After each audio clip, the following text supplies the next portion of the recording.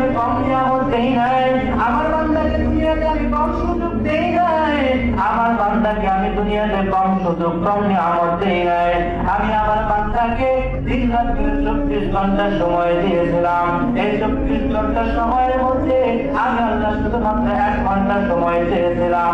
ফজরে 20 মিনিট, জোহরে 20 মিনিট, আসরে 10 মিনিট, মাগরিবে 10 মিনিট, ইশায় 20 মিনিট, 1 থেকে 4 ঘন্টা সময় আমি বান্দার কাছে চেয়েছিলাম।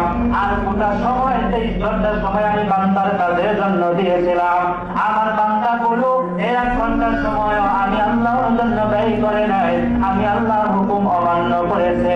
আমার বান্দাকে আমি কম নিয়ামত দেই নাই। দিনের বেলায় সারাদিন পরিশ্রম করেছে, রিজিক অন্বেষণ করেছে।